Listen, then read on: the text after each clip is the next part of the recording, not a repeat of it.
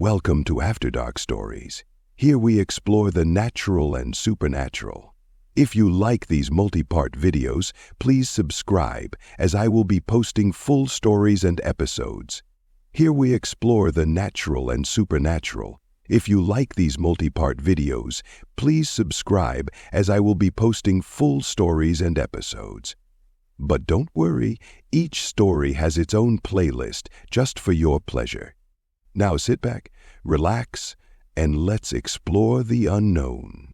The Snowbound Night. Chapter 1. The Journey Begins. It was a chilly December evening, the skies painted in deep shades of gray, and the air was laced with the smell of impending snow. Clara Thompson adjusted her rearview mirror as she drove down the narrow, winding road that cut through the dense pine forest. She had just finished her last exam at university and was eager to get home for the holiday break. The excitement of family gatherings, delicious home-cooked meals, and cozy fires filled her with warmth, countering the bitter cold outside. She wrapped her scarf tighter around her neck, the car's heater working tirelessly against the cold. As the first snowflakes began to fall, Clara's phone chimed next to her. It was a text from her best friend, Mia, wishing her a safe drive and reminding her of their plans for New Year's Eve. Clara smiled, imagining them sipping hot cocoa by the fireplace later that night. However, as she navigated around a particularly sharp turn, the engine sputtered, followed by an unsettling silence. Her heart dropped. She pushed down on the accelerator, but all she heard was the soft hum of the heater, battling against the increasing snowfall outside.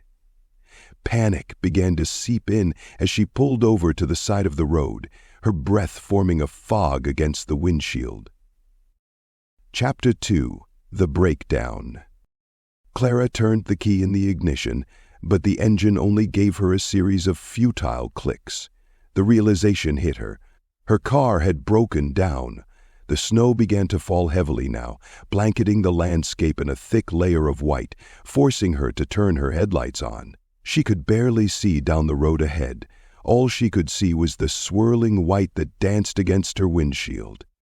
Retrieving her phone, Clara glanced at the screen, but there were no bars. She was completely isolated. The thought sank like a stone in her stomach. Great. Just great, she muttered to herself, reaching for her gloves. Her mind raced through her options. How far had she come? How long before someone would pass by? Sighing, she decided to wait.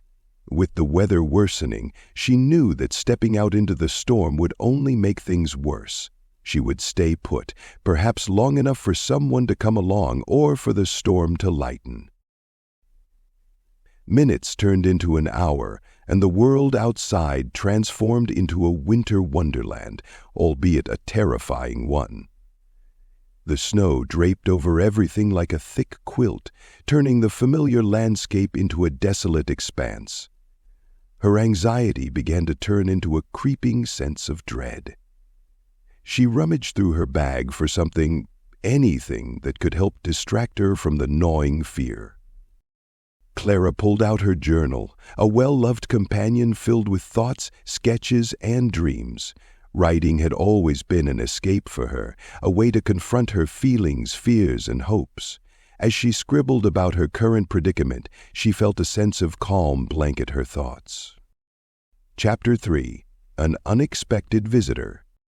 Just as she started to lose track of time, a shadow crossed her line of sight. Clara jumped in her seat, her heart racing as she squinted through the falling snow. A figure emerged, trudging through the drifts towards her vehicle. It was a young man, tall, dressed in a heavy coat, and moving with a determined gait. Clara rolled down her window, the chill creeping in. "Hello," she called out, her voice slightly shaky. "Can I help you?" He stopped a few feet from her window and raised his hands, palms outwards in a gesture of goodwill. "Hey there. I saw your car on the side of the road. Are you all right?"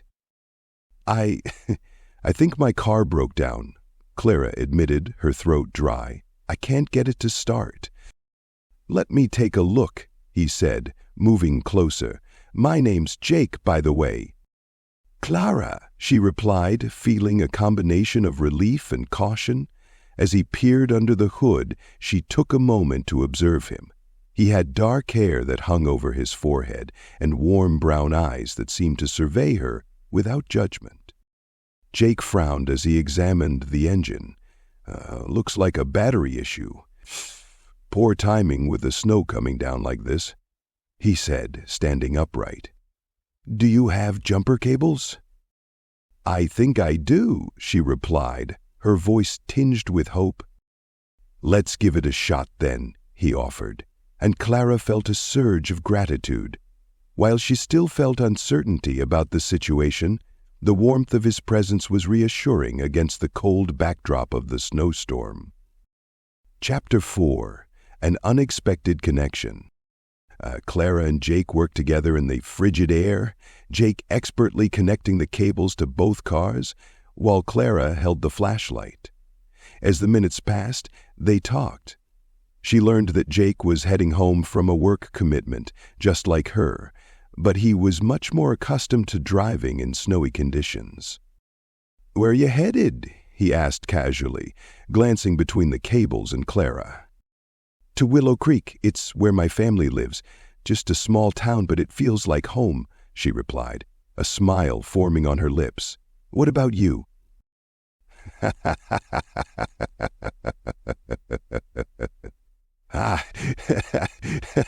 "Just a small place called Older Grove. Do you know it?" Clara shook her head. "Can't say that I do. How's it?" "Quieter than Willow Creek, that's for sure." "More trees, fewer distractions," he said, chuckling softly. "Ideal for someone like me, though." Their conversation flowed easily, and for a moment, Clara forgot about the cold nipping at her fingers or the snow piled outside her window. It was refreshing to talk to someone new, and his easy demeanor made the situation feel less dire. "You did a great job staying calm in the storm," Jake commented as he finished up. "A lot of people would panic in a situation like this." "I guess I just think of the worst-case scenarios," Clara admitted, rubbing her arms for warmth. "It's kind of my thing." "Hey, worrying is natural, just means you care," Jake said with a reassuring grin. "But this isn't so bad, is it? You get to meet a stranger in the snow." As they both stepped back, hoping the cables would do their job, Clara found herself glancing at Jake more often.